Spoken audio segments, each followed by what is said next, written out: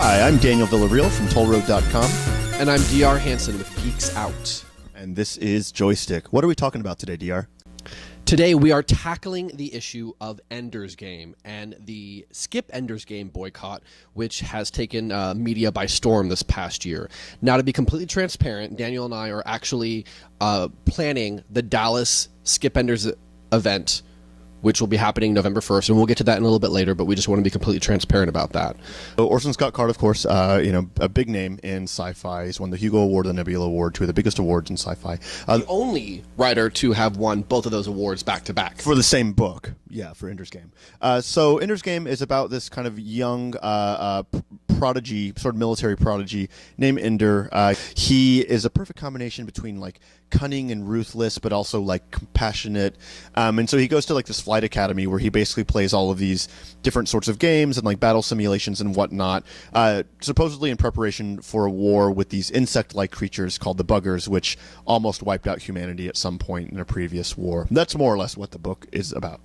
Now, I read this book in my junior year in high school. We actually got to choose a sci-fi novel. We had to do a report about some type of futuristic device or invention and why it was beneficial to society. So I chose Ender's Game, not knowing anything about it, and I fell in love with the book. Really? There was something about the character of Ender that I really related to. He was an outcast, you know. He was underappreciated and a underdog, and he really proved himself in this military flight school.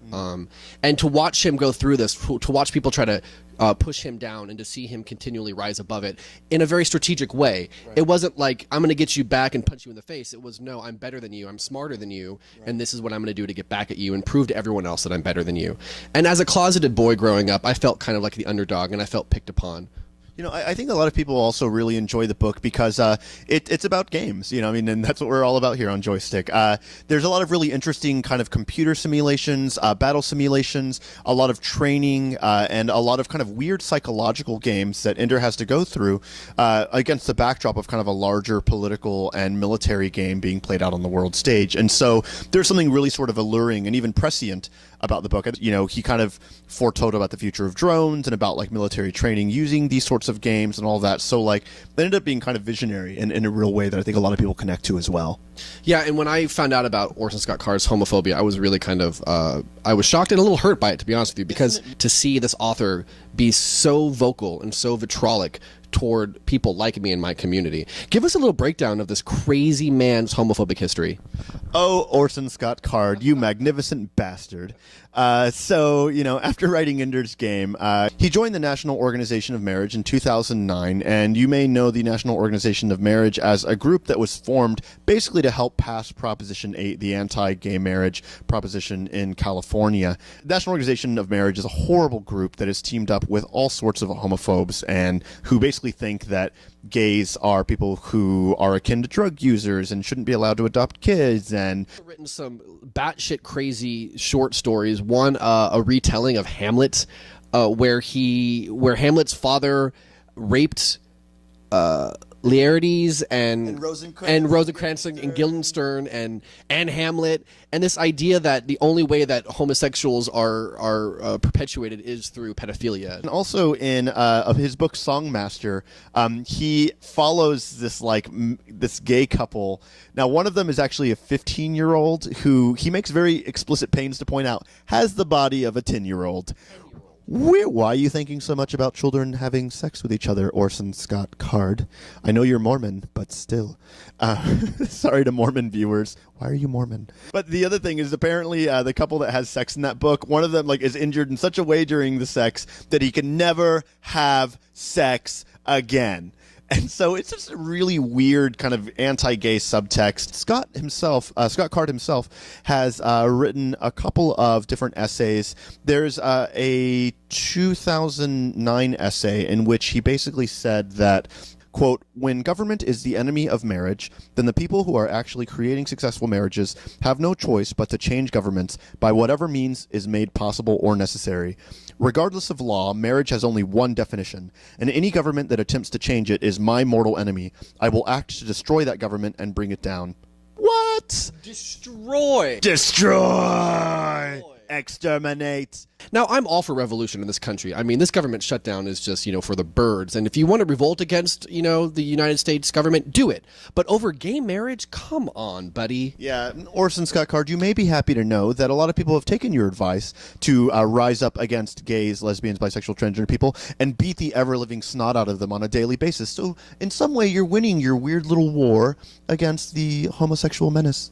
And that blood and those bruises are on you, buddy. You are helping to incite this violence against a group of your neighbors who are American citizens just like you. Yeah. It's important for us to point out this whole boycott Ender's Game thing really comes down to if the movie makes money and he has more money in his pockets to spread his anti-gay bile, then it's only going to hurt our community even more. We have no reason to believe that any profit that Orson Scott Card gets off this movie is not going to be used to perpetuate the same hateful, vitriolic speech that he has been doing since, for the past decade almost. Even if he uses the money just to buy Fruit Loops and milk, he's going to use the energy from that Fruit Loops and milk to help destroy pro-gay government. We live in an environment where money speaks and money talks and money dictates what happens to the future in entertainment and in politics and so forth. So until that changes, we have no choice but to stop the flow of our money to people and organizations that's going to eventually hurt me, Daniel, you, and our gay community. It has to stop, and that's what Skip Ender's Game is all about. Tell us a little bit about Skip Ender's Game. How did it get started? Who's been involved, and what are other people doing? Geeks Out is an organization based in New York, a bunch of gay queers that saw a need for a community to be created where gay geeks could come and socialize and find their own community. That was the origin story of Geeks Out was let's create a booth at New York Comic Con where gay geeks can come meet each other, learn that they're not alone in this industry, in this community, and have a good time, dressing in gender-bending cosplay. I mean, New York Comic Con just happened this past weekend, and there's some sexy male white queens and male Jubilation Lees. So it's great that Geeks Out has become a lightning rod for gay geeks to congregate around. I just want to say I've also seen pictures of some incredibly hot lesbian and transgender cosplay as well. So Jesus Christ. Now, the Ender's Game, Skip Ender's Game campaign has actually been going on for over a year, hasn't it? Jono Jarrett and Patrick Yako of Geeks Out have been, and all the other Geeks Out board members have been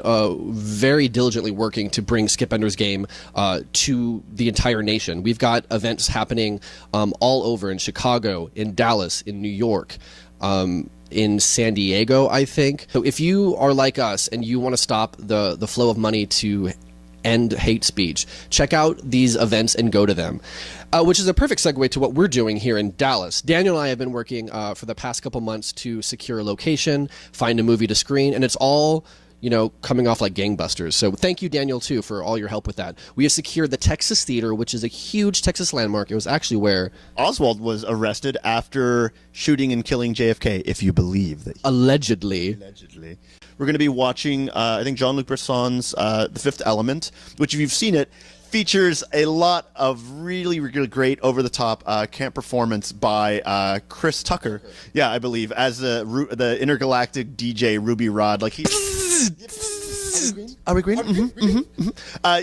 Really, really great, over the top. The costumes are incredible. All the costumes actually were done by openly gay fashion designer Jean-Paul Gaultier, which is another part of the movie that it's just a visual feast. It's also a very, very funny, cool film that's about the importance of love over things like war.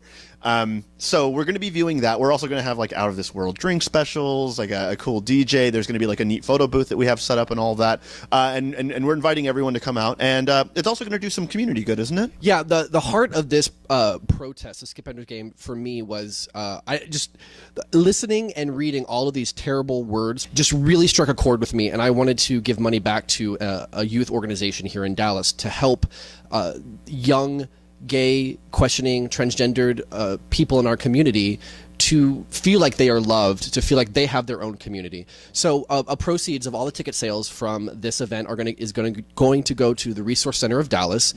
They have a new youth LGBT program starting up in a couple months, so they definitely need the money to help bring this new initiative to the Resource Center Dallas. And when I was young, growing up queer in Texas, like I totally would have loved something like that, and I didn't really have that, you know. And so we definitely want to help, you know, just to show queer kids that it's like it's okay. You don't have to worry that you're some sort of Shakespearean monster or someone who deserves to be civil warred to death. So taking money away from Orson Scott Card and putting it into the coffers of an organization that is dedicated to bringing up gay youths in a positive environment, I think is just kind of a way to stick it to you even more, Orson Scott Card. So there you go. Yeah. Now, here's the thing, is the movie still looks kind of awesome, and I kind of really want to see it really bad. What I'm telling people to do, actually, is to just pirate the crap.